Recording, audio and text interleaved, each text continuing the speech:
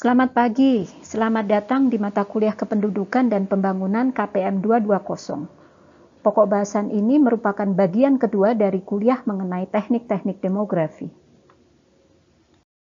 Adapun subpokok bahasan terdiri atas dua.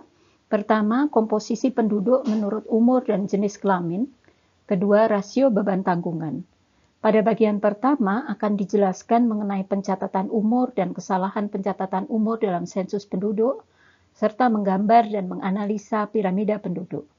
Pada bagian kedua, selain dijelaskan arti dan cara menghitung rasio beban tanggungan, juga akan dijelaskan mengenai bonus demografi. Bagian pertama, komposisi penduduk menurut umur dan jenis kelamin. Umur dan jenis kelamin merupakan karakteristik penduduk yang paling dasar dan diberi istilah khas, struktur penduduk atau piramida penduduk. Komposisi penduduk menurut umur dan jenis kelamin penting secara biologis dan secara sosial dan ekonomi, serta pengetahuan tentangnya dimanfaatkan untuk membuat perencanaan dalam hal kesehatan, pendidikan, atau ketenagakerjaan.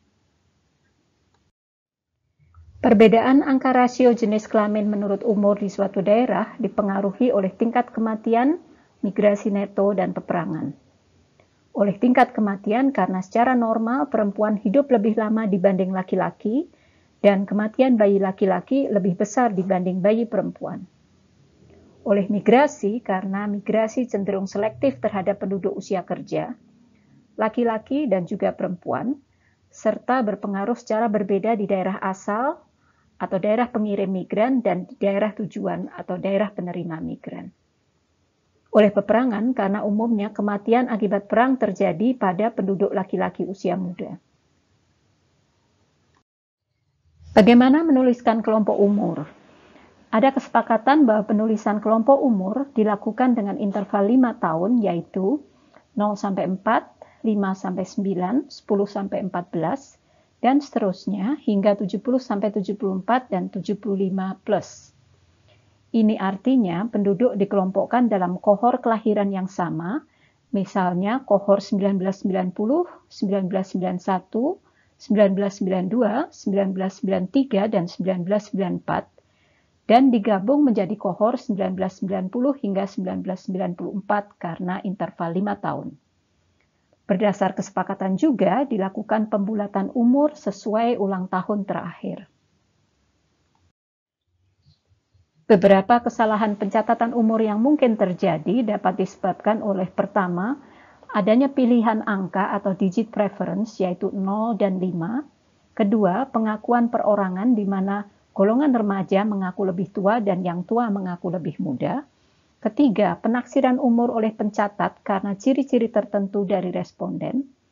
Atau juga yang keempat, adanya penaksiran umur yang dikaitkan dengan kejadian-kejadian penting di daerah tersebut, misalnya gerhana matahari, banjir, perang, dan sebagainya. Kekhususan di dalam pengelompokan umur juga terkadang dilakukan di negara berkembang, dengan pertama memperbesar interval kelompok umur pada umur yang lebih tua, misalnya dari 5 tahunan menjadi 10 tahunan.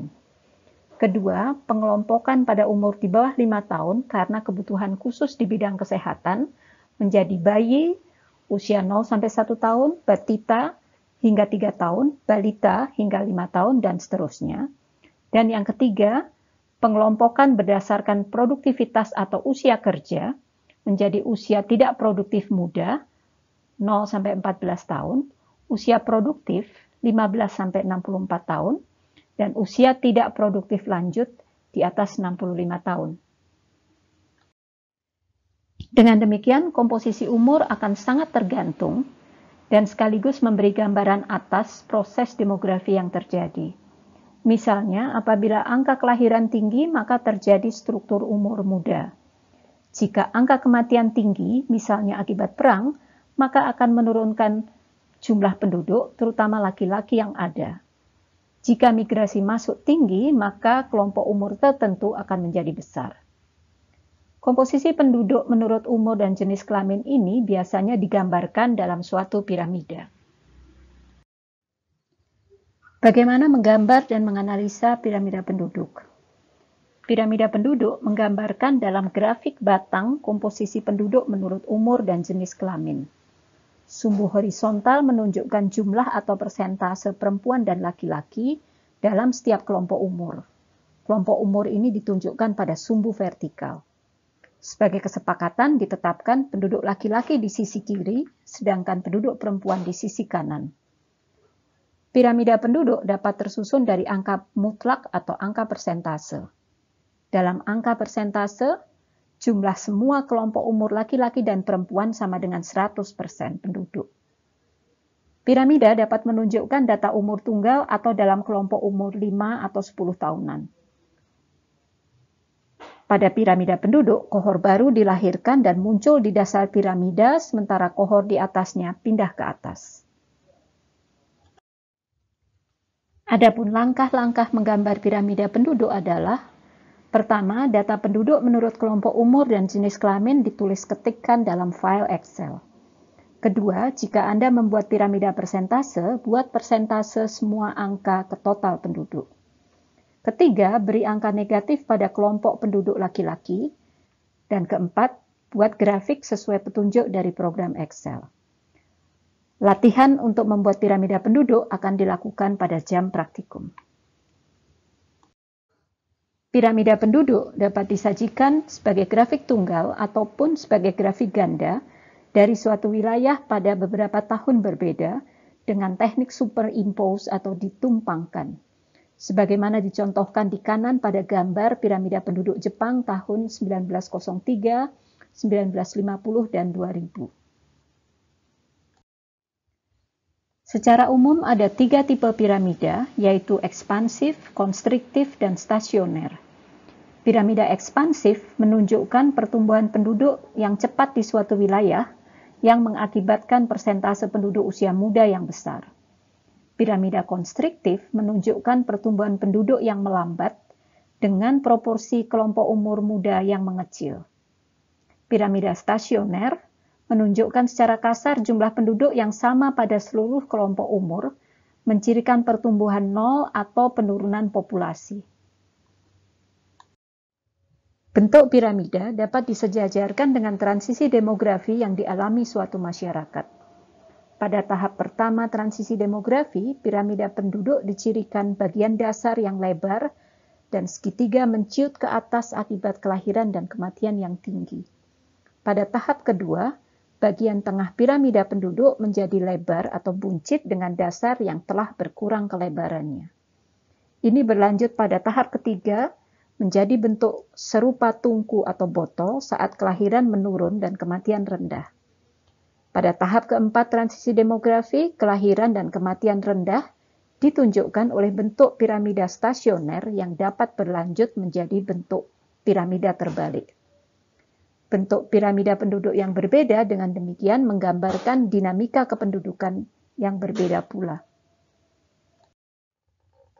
Berikut adalah grafik ganda gambaran penduduk dunia pada beberapa tahun berbeda, yaitu 1950, 2010, serta proyeksi ke tahun 2050 dan 2100. Nampak bahwa piramida penduduk dunia pada 2010 menuju tahap konstriktif karena adanya variasi transisi demografi antar negara, dan bentuk stasioner diduga baru akan terjadi pada tahun 2100.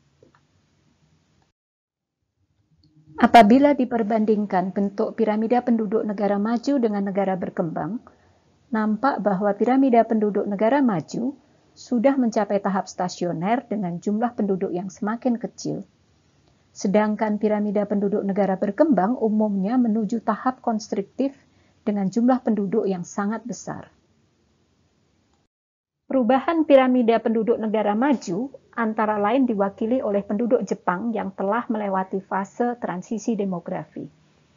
Pada tahun 1960, piramida penduduk Jepang sedang menuju bentuk konstriktif. Tahun 2010, stasioner atau bentuk tungku, dan akibat angka kelahiran yang terus menurun dan angka harapan hidup yang kian panjang, diperkirakan piramida penduduk Jepang pada tahun 2060 akan menyerupai bentuk piramida terbalik. Gambaran piramida penduduk negara berkembang antara lain ditunjukkan oleh Indonesia, di mana diperbandingkan kondisi dan perkembangan struktur penduduk berdasar sensus penduduk 1961, 1971, 1980, 1990, 2000, dan 2010. Piramida penduduk 1961 dan 1971 memiliki dasar lebar menunjukkan struktur penduduk muda. Piramida penduduk 1980 menunjukkan transisi awal menuju bentuk konstriktif berlanjut pada tahun 1990, 2000, dan ke 2010 yang piramidanya makin menyerupai bentuk tungku.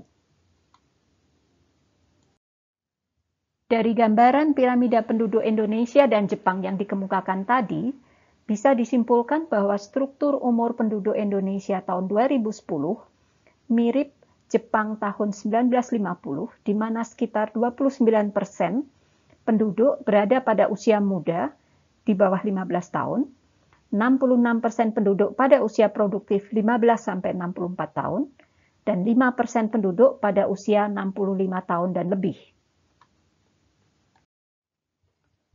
Sekarang kita membahas rasio beban tanggungan atau dependency ratio sebagai teknik demografi ketujuh yang diajarkan.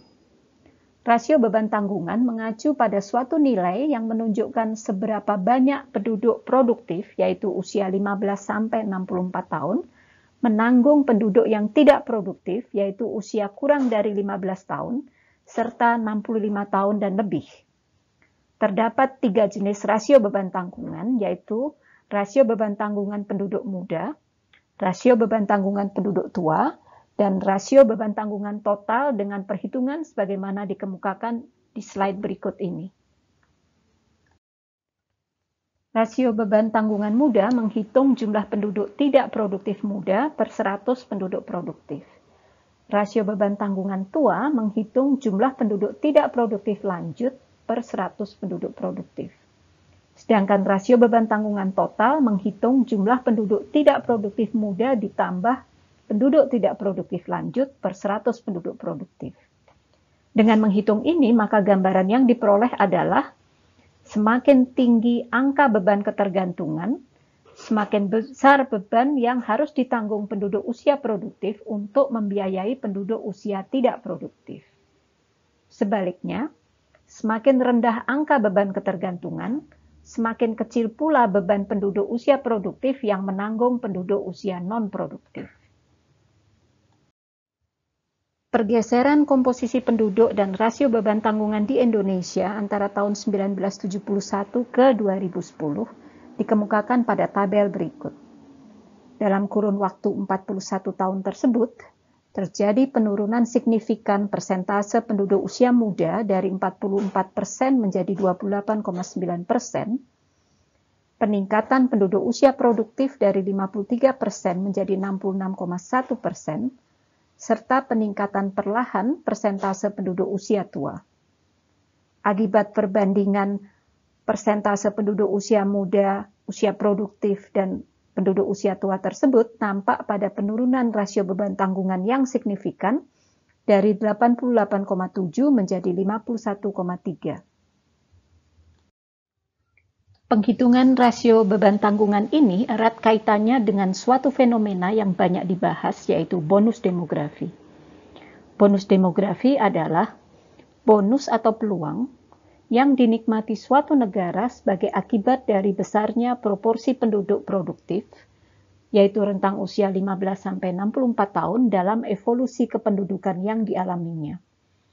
Suatu negara dianggap sedang menikmati bonus demografi jika angka rasio beban tanggungan di bawah 50. Bonus demografi di negara-negara Eropa terjadi bervariasi antara tahun 1950 hingga 2000. Di Cina terjadi sejak tahun 1990 dan akan berlangsung sampai 2015. India mendapatkan bonus demografi sejak tahun 2010, sementara negara-negara Afrika bonus demografi didapatkan hingga tahun 2045. Berdasarkan perhitungan rasio beban tanggungan, yang digambarkan pada tabel sebelumnya, Indonesia mendapat bonus demografi mulai tahun 2010 dan akan mencapai puncaknya sekitar tahun 2020 hingga tahun 2030. Pada saat itu, Indonesia akan memiliki sekitar 160 hingga 180 juta penduduk usia kerja. Pertanyaannya, sudahkah Indonesia memanfaatkan bonus demografi dengan baik sebagai suatu windows of opportunity, atau akan melewatkannya begitu saja? Dengan pertanyaan untuk dipikirkan bersama itu, kuliah hari ini dicukupkan. Terima kasih, sampai bertemu pada kuliah selanjutnya.